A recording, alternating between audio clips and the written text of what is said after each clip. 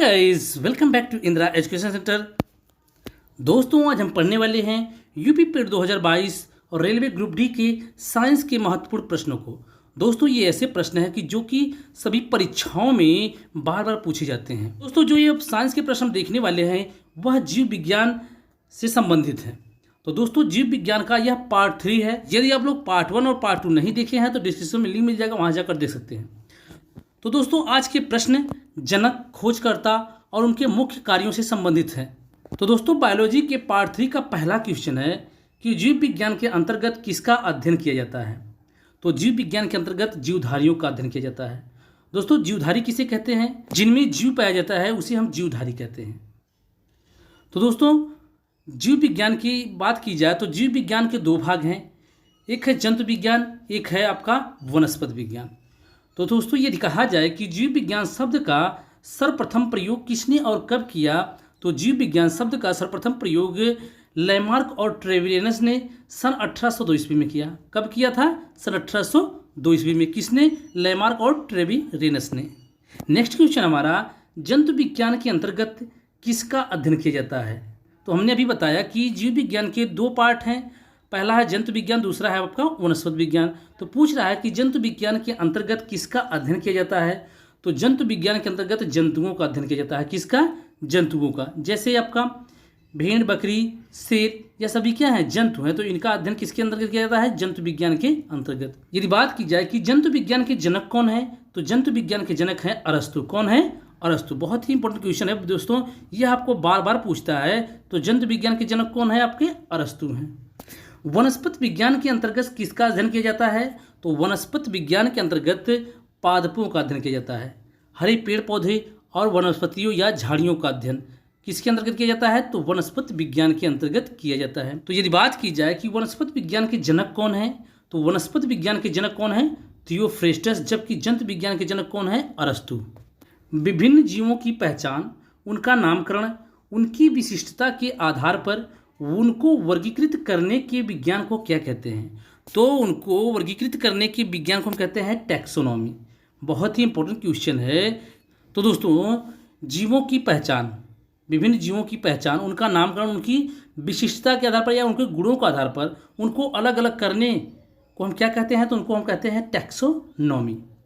मक्खियों के अध्ययन को क्या कहते हैं? तो मक्खियों के अध्ययन को आर्केनोलॉजी कहते हैं। क्या कहते हैं? आर्केनोलॉजी। प्रतिरक्षा विज्ञान के जनक कौन है? तो प्रतिरक्षा विज्ञान के जनक एडवर्ड जिनर है। कौन है? Edward Jenner. आनुवंशिकी विज्ञान के जनक कौन है? तो आनुवंशिकी विज्ञान के जनक आपके हैं ग्रेगर जॉन मेंडल। ये जो जनक हैं बहुत ही इंपॉर्टेंट है, इसे आप ध्यान रखिएगा। इसमें सबसे महत्वपूर्ण यदि बात की जाए तो आनुवंशिकी विज्ञान के जनक कौन है? Gregor John Mendel. कोशिका विज्ञान के जनक कौन है? तो कोशिका विज्ञान के जनक रॉबर्ट हुक हैं। दोस्तों, जनक क्यों कहा जाता है? क्योंकि दोस्तों, जो चीज़ें होती हैं या जो वस्तुएं होती हैं उनको खोजने में सबसे अधिक योगदान जिस व्यक्ति को होता है उसी को हम जनक कहते हैं। तो कोशिका विज्ञान के जनक कौन है? Robert Hooke. रॉबर्ट हुक ने कोशिका की खोज कब की? तो रॉबर्ट हुक ने कोशिका की खोज सन 1665 ईस्वी में की थी। तो दोस्तों, यदि बात की जाए कि रॉबर्ट हुक ने इसे कोशिका नाम दिया, यह कैसे पता चला? तो रॉबर्ट हुक की एक पुस्तक थी जिसका नाम था माइकोग्राफिया, और इसी में इसका उल्लेख किया गया था। या कहेंगे कि रॉबर्ट हुक ने अपनी पुस्तक माइकोग्राफिया में इसे कोशिका नाम दिया था। जीवन की सबसे छोटी संरचनात्मक एवं कार्यात्मक इकाई क्या है? तो जीवन की सबसे छोटी संरचनात्मक एवं कार्यात्मक इकाई कोशिका है। कोशिकावाद किसने और कब प्रस्तुत किया? यहाँ पर पूछा है कोशिकावाद। तो कोशिकावाद स्लाइडेन ने सन 1838 ईस्वी में और स्वान ने 1839 ईस्वी में। यदि बात की जाए कि स्लाइडेन वनस्पति विज्ञान के शास्त्री थे, जबकि स्वान क्या थे? जंतु विज्ञान शास्त्री थे। तो दोस्तों, कोशिकावाद किसने प्रस्तुत किया था? तो कोशिकावाद ने स्लाइडेन और स्वान ने प्रस्तुत किया था। पादप शारीरिकी शाखा के जनक कौन है?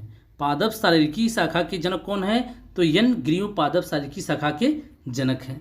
चिकित्सा शास्त्र के जनक कौन है? चिकित्सा शास्त्र शाखा के जनक हिप्पोक्रेटस है। कौन है? हिप्पोक्रेटस। कवक विज्ञान शाखा के जनक कौन है? तो कवक विज्ञान शाखा के जनक माइकेली हैं। कौन? माइकेली। जीवाणु विज्ञान शाखा के जनक कौन है? तो जीवाणु विज्ञान शाखा के जनक लीवेनहॉक हैं। कौन? लीवेनहॉक। सूक्ष्म जैविकी शाखा के जनक कौन है? तो सूक्ष्म जैविकी शाखा के जनक लुई पाश्चर है। कौन? Louis Pasteur.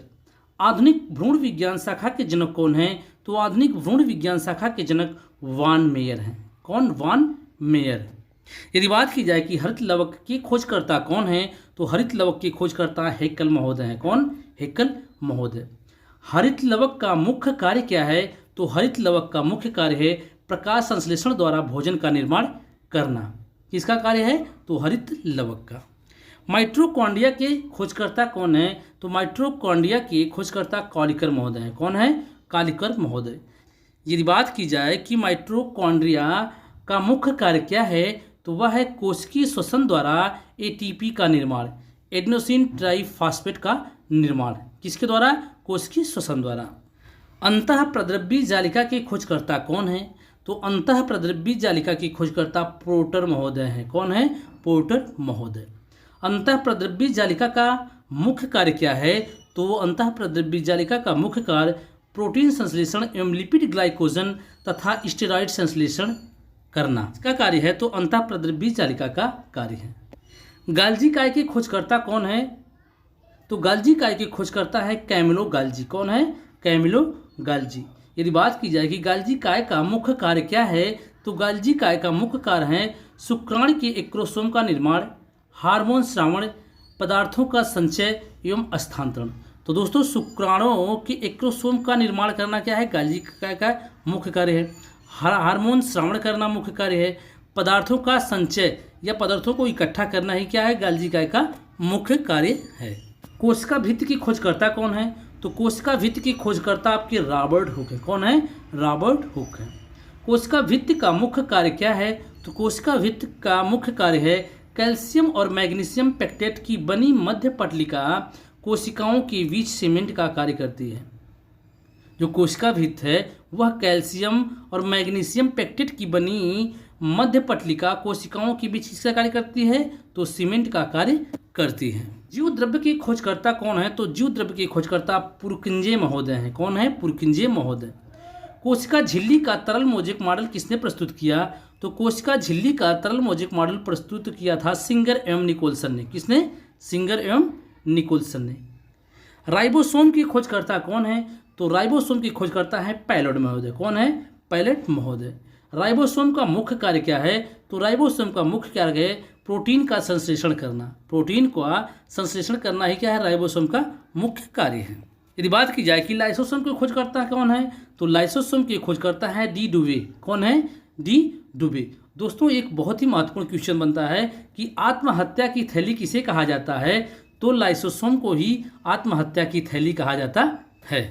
पराक्सीसोम के खोजकर्ता कौन है? पराक्सीसोम के खोजकर्ता कौन है? तो पराक्सीसोम के खोजकर्ता है टालबर्ट महोदय। केंद्रक के खोजकर्ता कौन है? तो केंद्रक के खोजकर्ता है रॉबर्ट ब्राउन। दोस्तों यही बहुत ही महत्वपूर्ण क्वेश्चन है कि केंद्रक के खोजकर्ता रॉबर्ट ब्राउन। यदि बात की जाए कि केंद्रिका की खोज किसने की है? तो केंद्रिका की खोज फोंटाना ने की है। दोस्तों केंद्रक और केंद्रिका में आप कंफ्यूज मत होना। तो केंद्रक की खोज रॉबर्ट ब्राउन ने, जबकि केंद्रिका की खोज फोंटाना महोदय ने की है। गुणसूत्र की खोज किसने की है? तो गुणसूत्र की खोज वाल्डेयर ने की है। किसने? वाल्डेयर ने की है। यदि बात की जाए कि गुणसूत्र का मुख्य कार्य क्या होता है? तो गुणसूत्र का मुख्य कार्य जननिक लक्षणों का एक पीढ़ी से दूसरी पीढ़ी में स्थानांतरण, अर्थात जो भी जैसे हमारे एक पीढ़ी में जो चीज़ें पाई जाती है, जो गुण या जो दोष पाए जाते हैं, उसका दूसरी पीढ़ी में स्थानांतरण करना ही क्या होता है? गुणसूत्र होता है या गुणसूत्र के माध्यम से होता है। तो दोस्तों आज हमने बायोलॉजी के कुल 40 क्वेश्चन देखे हैं। हमने पार्ट 1 और पार्ट 2 में भी 40 क्वेश्चन देखे हैं। दोस्तों ये ऐसे क्वेश्चन होते हैं जो एग्जाम में बार बार पूछे जाते हैं या कहेंगे कि जो अति महत्वपूर्ण है। तो दोस्तों यदि आप लोग इसी तरीके से सभी विषय की फ्री क्लास पाना चाहते हैं तो चैनल को सब्सक्राइब करें, लाइक करें, दोस्तों में ज़्यादा शेयर करें, बेल आइकन को जरूर दबाएं दोस्तों, जिससे कि आपको वीडियो की नोटिफिकेशन सबसे पहले मिलती रहे। तो दोस्तों इसको ज़्यादा से ज़्यादा शेयर करें ताकि इसका लाभ सभी को मिल सके। तो दोस्तों कल फिर मिलेंगे नेक्स्ट वीडियो के साथ। जय हिंद, वंदे मातरम।